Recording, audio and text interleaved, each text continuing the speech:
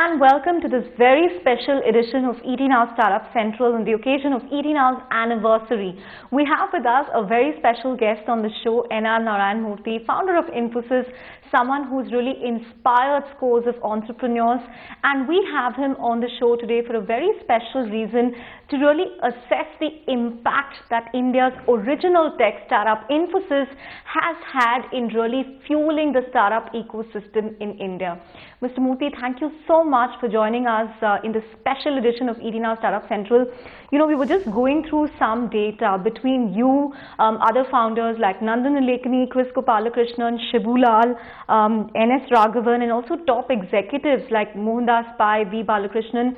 The investments in startups is enormous. I mean, a conservative estimate would place it at least, 200, if not more. What is your own take on, the investments made so far? And, did you really anticipate this as the larger impact that Infosys would have as far as the ecosystem in India is concerned?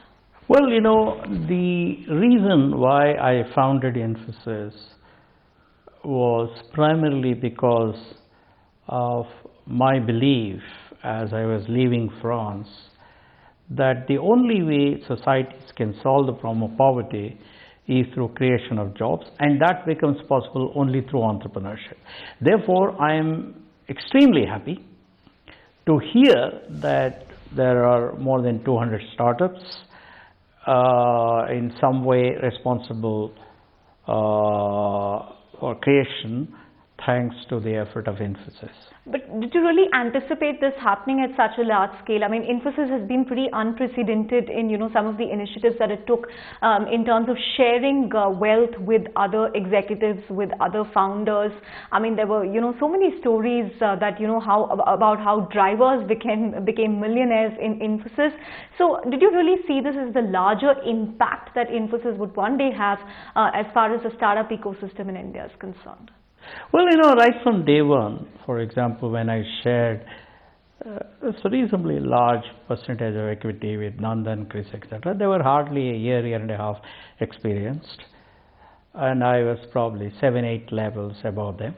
But I said, look, my desire to do this startup is not to keep all the money for myself, but to make sure that I have a set of smart, bright, good valued people around me who end up,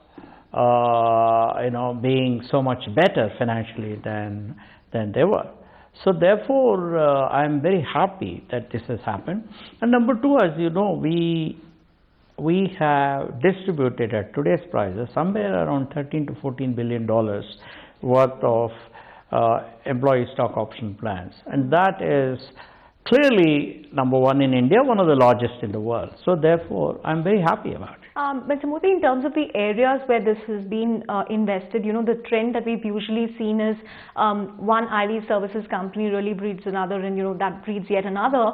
But in terms of the investments here, we've really seen it being so diverse, from financial services to FMCG to some of the new game-changing areas in technology. What is your own sense when you look at the diverse portfolio that wealth from Infosys has funded? Well, I'm very happy that it has happened so, because at the end of the day, if we have to create jobs in rural India, in urban India, jobs for the not so well educated, jobs for the well educated, enterprises focused on export market, then that can be done only by having a large portfolio of investments, and I'm so happy that it is so. I also want to, touch upon how your fund, Catamaran, has evolved in the last few years. Initially, we saw, a lot of investments in, say, growth stage companies, a lot of pre-IPO investments. Now we are also seeing a lot of exciting startups getting funded. How has Catamaran's investment portfolio evolved in the last few years? No, in some way, right from the beginning, we said we will invest only in entrepreneurs who are creating jobs in India. That may change in the future. And we said we will not stick to only technology, because We want to create jobs for not so well educated too. And I think it has gone on pretty well, even though the results will take some time to come. But in terms of the enthusiasm of these entrepreneurs, in terms of the products that they are working on, in terms of the kind of benefit they have brought to the society, we're all quite happy. And Mr. Murthy, how has your role evolved? I mean, do entrepreneurs or startups get face time with you, mentorship time with you, or has it largely been left to professionals running the family office like Arjun or Rohan? How has it evolved? Well, at a detailed level, I don't participate in running Catamaran. However, there are many youngsters who want to come and talk to me about their idea, and I provide them whatever little wisdom that I can give them based on my experience. And for startups and entrepreneurs watching this show, if they need to know how to pitch to Narayana Murthy, what would you really tell them? Well, all that I would say that they have to be competent and they have to have character. Because competence and character are two very important parts of any marathon, and entrepreneurship is a marathon. And therefore, I would request them to first develop competence and parallelly have character. So without that, I don't think they will succeed. Mr. Murthy, if I look at a global comparison or an analogy, you have the PayPal mafia in the US, and people who came out of PayPal ended up creating billion-dollar companies on their own, whether you take Elon Musk or Peter Thiel or even Reid Hoffman, who recently sold his venture LinkedIn. Why have we not seen Infy founders or executives turn entrepreneurs and they turned investors instead? Any particular reason for this? Well, at least in my case, by then I was already 60, 67. This is not the time to start another venture.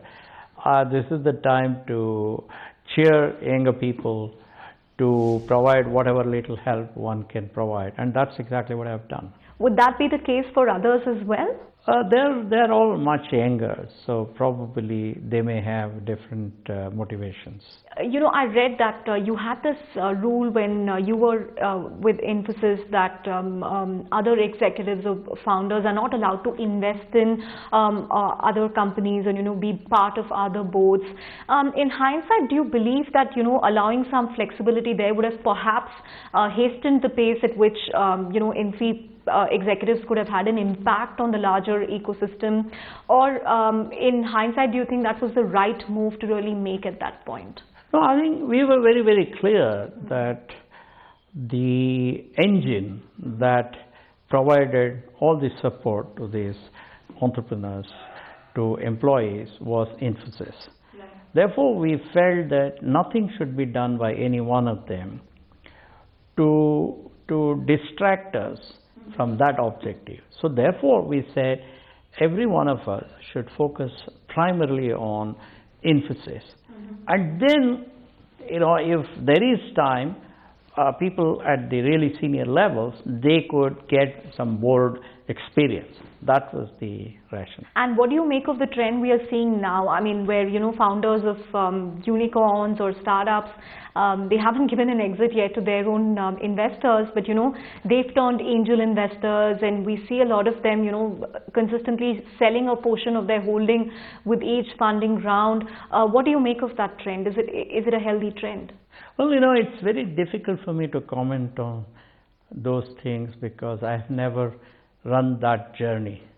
So therefore, who am I to say anything on those? All that I would say is that insofar as whatever they do leads to more jobs, more wealth, more taxes for the country, as long as it's done legally and ethically, that's fine.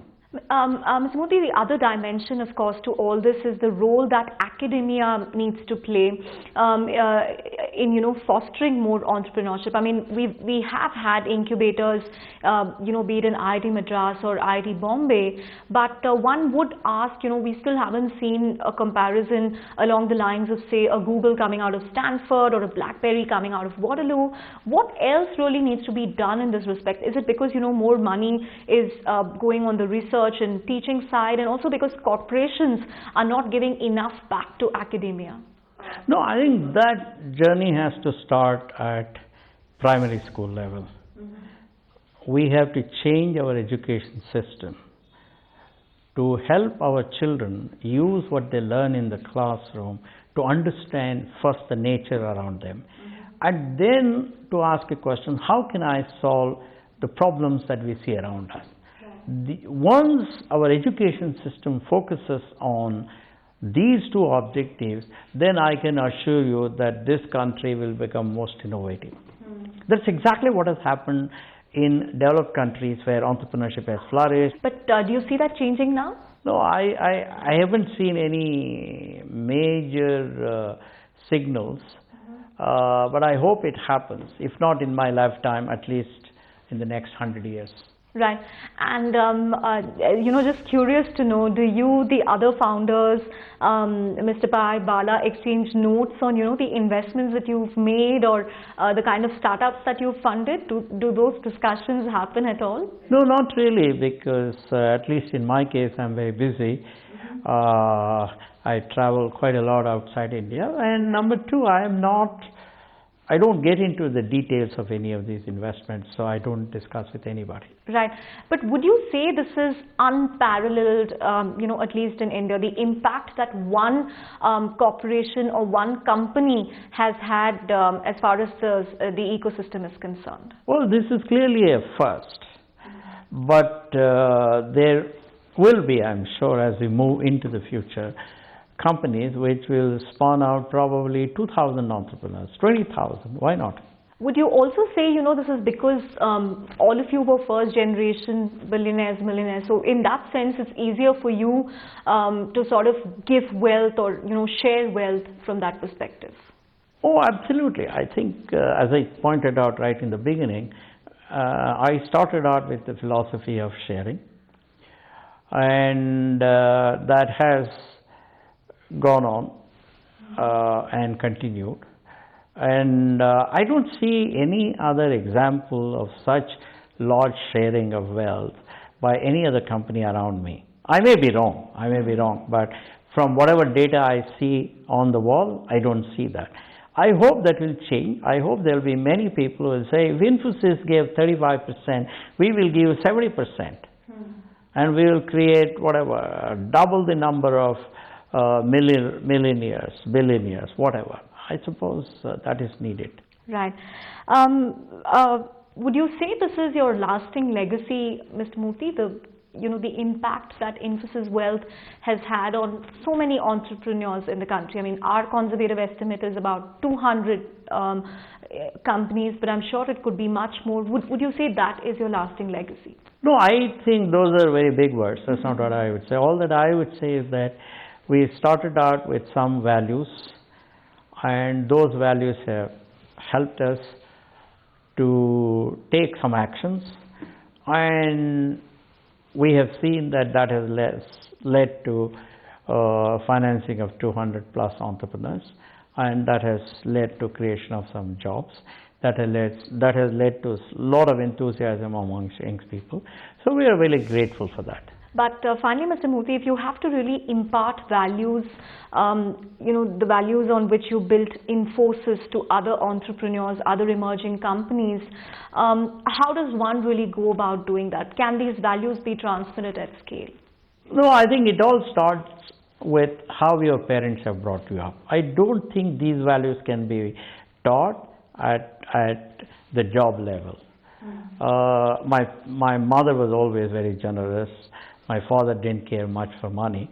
So therefore for me, this was all very simple. It didn't require a rocket science to say I need to share much bigger wealth with people who are 10 years younger than me, but it all depends upon how others have been brought up. It all depends upon what their culture is. So it's very difficult to prescribe. It's very difficult to say that it can be taught at a job level. No. Let's hope there are many more corporations like Infosys which continue to fund and create wealth at scale. But thank you so much for joining us in this special edition of ED Now Startup Central on the occasion of our anniversary. I really can't ask for a better person. Thank you so much, Mr. Murthy, for talking to us. Thanks.